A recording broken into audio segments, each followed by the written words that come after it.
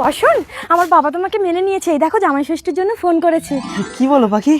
কিন্তু আমার তো জামাই ষষ্ঠীতে যাওয়ার মতো ভালো জামা প্যান্ট নেই। আরে তুমি এটা পরেই চলো, বাবা জানে তুমি গরিব। ঠিক আছে চলো। দাঁড়া বসন, শ্বশুর বাড়ি গেলে মিষ্টি নিয়ে যেতে হয়, কটা নারকেল নাড়ু বানিয়েছে, এটা নিয়ে যা। দেখি বৌমা, থাক থাক তাড়াতাড়ি চলে আসবে। আসি মা। চলো চলো। দুর্গা দুর্গা। বিয়ের পর প্রথম শ্বশুর বাড়ি যাচ্ছি, বলো পাখি। মা মা কিরে পাখি, দাঁড়া দাঁড়া, কোনো ভিখারি এ বাড়িতে ঢুকবে না। কি বলছো বাবা? তুমি তো জামাই ষষ্ঠী করবে বলে আমাদেরকে ডাকলে। আমি শুধু তোকে আসতে বলেছিলাম, ওই ভিখারিটাকে না। জামাই ষষ্ঠী করবো কিন্তু কোনো ভিখারিকে না, এই রাহুলকে। বাবা হ্যাঁ, আমি রাহুলের সাথে তোকে আবার নতুন করে বিয়ে দিতে চাই।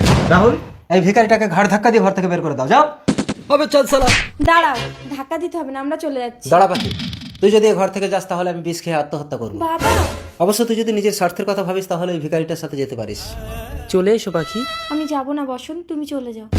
পাখি কখনো কখনো বাবা মায়ের জেদ পূরণ করতে সন্তানের স্বপ্নকে বলি দিতে হয়। তুমি চলে যাও বসুন। ও কাম অন ডার্লিং।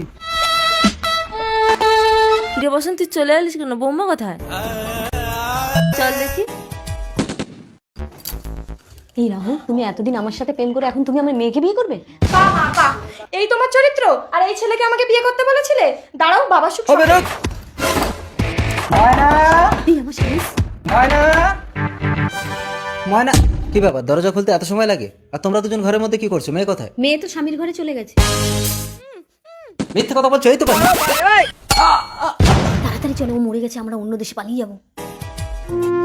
বৌমা, কি ব্যাপার, এত সময় ধরে ডাকছি কেউ বেরোচ্ছে না কেন? মা চলো তো দেখি। মা জলে না।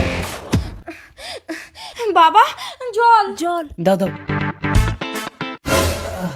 বাবা পাখি, ওঠো বাবা ওঠো। অর্থের অহংকারে আমি মানুষ চিনতে ভুল করেছি রে মা। যাকে এত অবহেলা করলাম, শেষে কিনা সেই আমার প্রাণ বাঁচালো। আমাকে ক্ষমা করে দিও বাবা, আজ থেকে আমার সবকিছু তোমার হাতে তুলে দিলাম।